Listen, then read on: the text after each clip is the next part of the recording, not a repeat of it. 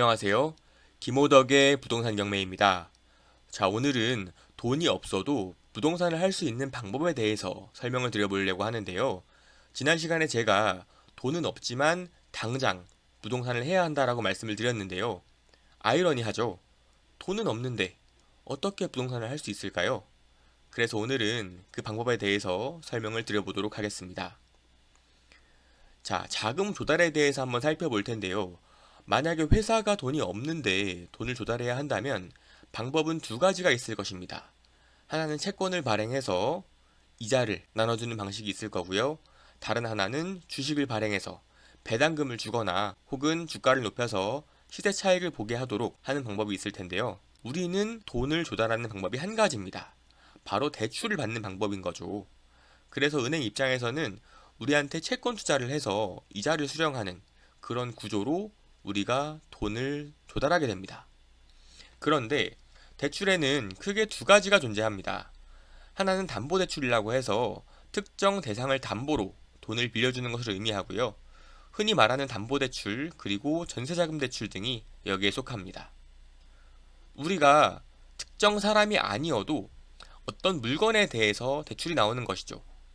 하나의 아파트가 존재하는데 그 아파트가 나의 소유이든 다른 사람의 소유이든 관계없이 그 아파트의 감정가격, 그 아파트의 시가를 기준으로 대출이 나오는 것을 담보대출이라고 합니다. 한편 신용대출은 이러한 담보물이 없이 신용만으로 돈을 빌려주는 것입니다. 당장 저당을 잡을 것은 없는데 돈을 빌리는 사람의 신용을 보고 그 사람의 소득 수준이라든지 향후 매출 창출 능력, 향후 대출을 상환할 수 있는 능력을 보고 돈을 빌려주는 것이죠. 그래서 여기에는 마이너스 통장, 직장인 대출, 전문직 대출, 자격증 대출, 햇살론 같은 경우가 포함됩니다. 결국에는 우리는 대출을 받아서 투자를 해야 되는 거고요. 대출이 잘 나오는 방식이 존재한다면 이를 이용해서 투자를 하는 게 우리가 돈이 없어도 부동산 투자를 할 수 있는 방법이지 않을까 싶습니다. 현재 정부에서 주택에 대한 대출 규제가 있기 때문에 무조건 주택에 대한 투자는 비조정 지역이 되어야 할 테고요. 경매의 경우에는 일반 매매에 비해서도 대출이 잘 나옵니다.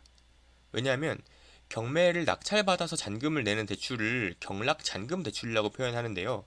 이 대출이 감정가를 기준으로 나오기 때문입니다. 자, 무슨 얘기냐면 경매는요. 경매를 시작하기에 앞서서 이 물건이 얼마의 가격입니다. 라고 해서 법원에서 감정평가사를 시켜서 감정가를 산출합니다. 그리고 이 가격을 기준으로 100% 혹은 70% 혹은 49%와 같이 최저가가 결정됩니다.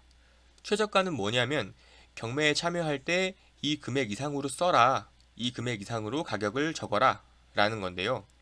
처음에는 1억 1,300만 원이었을 텐데 아무도 경매에 입찰하지 않아서 경매에 참가하지 않아서 70% 선으로 한번 떨어진 것이죠.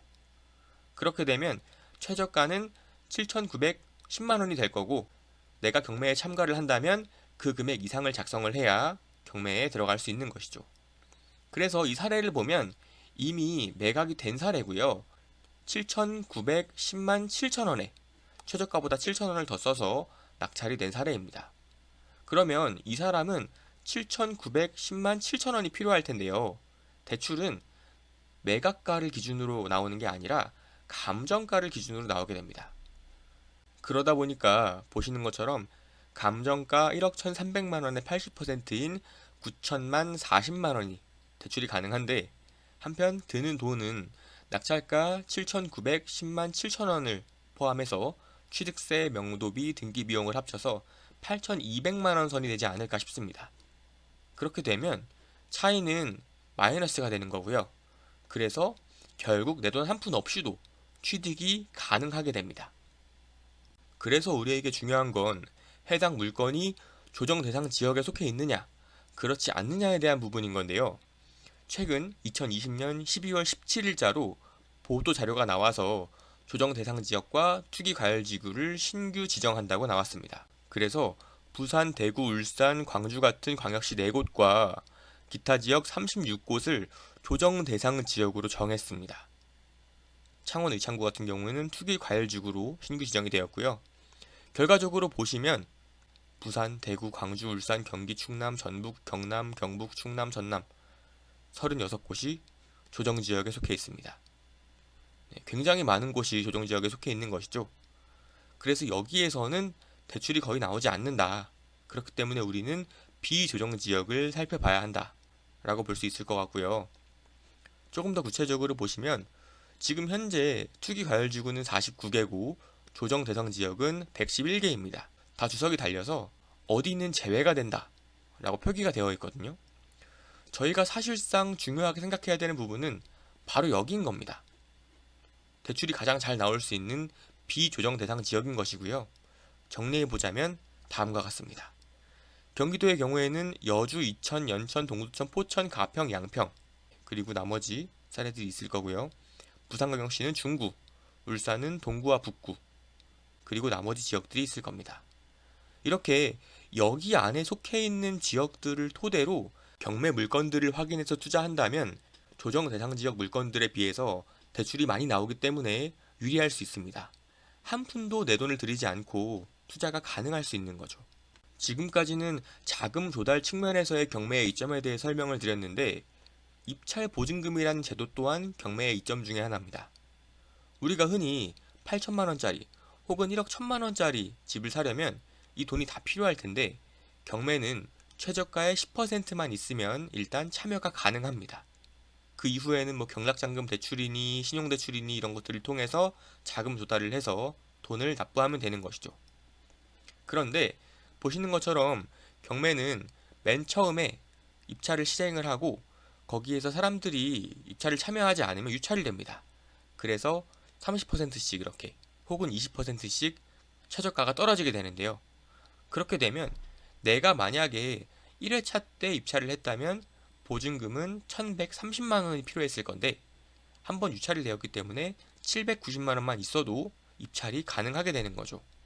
이렇게 되면 나는 법원에서 1억 1300만 원이라고 고시한 아파트에 대해서 790만 원만을 가지고 경매에 참여가 가능하게 됩니다. 굉장히 매력적이죠. 또 다른 경매의 장점으로는 중개수수료가 들지 않는다라는 것을 말씀드릴 수 있을 것 같습니다. 중개수수료는 흔히 1천분의 9, 그러니까 0.9% 내에서 공인중개사가 정한 요율을 수수료로 내야 합니다. 그런데 경매는 중개가 아니기 때문에 중개수수료가 들지 않는 것이죠. 이러한 이유들 때문에 돈이 없어도 경매를 통한다면 부동산이 가능하다라고 말씀드릴 수 있을 것 같은데요. 그런데 만약 대출이 80%가 아니라 60%까지밖에 안 나온다면, 감정가가 1억 1,300일 때의 기준으로 6,780만 원밖에 안 나온다면 어떻게 할 수 있을지에 대해서도 같이 설명을 해보도록 하겠습니다. 보시면 드는 돈은 8,200일 거고 대출은 6,780만 원밖에 안 나오니까 1,430만 원이 필요한 거예요. 그런데 얘는 담보대출인 거고 이 차이에 대해서는 신용대출로도 해결이 가능할 텐데요. 신용대출의 경우에는요, 만약 내가 1,430만 원을 받는다고 했을 때 월급의 80%까지 대출이 나온다고 하면 월급은 150만 원만 넘는다면 이 금액에 대한 대출이 가능할 겁니다. 그렇게 해서 담보대출 6,780만 원과 신용대출 1,430만 원을 합쳐서 결국에는 또 한 푼도 들이지 않고 대출을 통해서 투자가 가능하게 되는 것이죠. 이런 식으로 신용대출과 담보대출을 섞어서 내 돈을 들이지 않고 투자할 수 있는 방법들이 있습니다. 그리고 그렇게 할 수 있는 물건들이 존재하고요. 말씀드렸던 것처럼 비조정 대상 지역을 찾아서 내가 투자를 한다면 돈이 없어도 투자가 가능하시게 될 겁니다. 그런데 여기서 잠깐 팁을 하나 말씀드리면 신용대출을 담보대출보다 먼저 받으셔야 합니다. 왜냐하면 오더기가 1억의 대출 한도가 있다고 하면 이 말은 즉슨 은행에서 오더기의 채무 변제 능력을 1억 원까지로 본 걸 텐데요. 만약 담보대출 1억을 먼저 빌린 다음에 신용대출 1억을 빌리려고 하면 이미 1억의 한도가 오더기가 갚을 수 있는 능력인 1억이 찼기 때문에 신용대출을 빌려주는데 망설여지게 됩니다. 그 이유를 받기도 하고요. 그런데 반대로 신용대출 1억을 먼저 빌린 다음에 담보대출을 빌리려고 하면 신용대출 1억을 통해서 오더기의 대출 한도는 다 차게 됐지만 신용한도와 무관하게 담보가 존재하기 때문에 담보대출 조달이 용이하게 가능합니다. 이렇게 차이가 나는 이유는 담보대출은 해당 담보물의 평가 금액을 보고 대출을 해주는 거기 때문에 평가가 쉽고 대출이 승인이 잘 난다고 한다면, 반대로 신용대출의 경우에는 그 사람의 신용을 보고 판단하는 거기 때문에 승인이 까다롭습니다. 그래서 다각도로, 다방면으로 확인을 하는 거고, 그 중에 대출 한도가 차 있다면 아무래도 신용대출의 승인 요건에서 마이너스 요인이 되는 부분이 존재하기 때문인 겁니다. 아무튼 정리해보자면, 대출을 통해서 무일푼으로 투자가 가능하고, 대출 순서는 신용대출부터 담보대출까지. 그래서 당장 마통부터 뚫자라는 얘기를 말씀드릴 수 있을 것 같습니다. 결과적으로 오늘 알아본 것처럼 여러분들은 비조정 대상 지역에 투자를 하게 된다면 한 푼도 내 돈을 들이지 않고 투자가 가능할 수도 있다는 점 확인을 해주시기 바랍니다. 네, 오늘은 돈이 없어도 부동산을 할 수 있는 방법에 대해서 설명을 드려봤고요. 그 방법은 바로 부동산 경매였습니다. 대출이 잘 나오고 입찰 보증금만 있으면 되고 중개수수료가 없다는 장점을 확인해 보았죠. 그리고 추가적으로 대출 순서에 대해서도 말씀드려 보았습니다. 오늘도 시청해 주셔서 감사합니다. 지금까지 김오덕의 부동산 경매였습니다. 그리고 추가적으로 오덕이가 추천하는 따라하는 재테크라는 책이 신간으로 출간되었습니다. 많은 관심 부탁드리겠습니다. 감사합니다.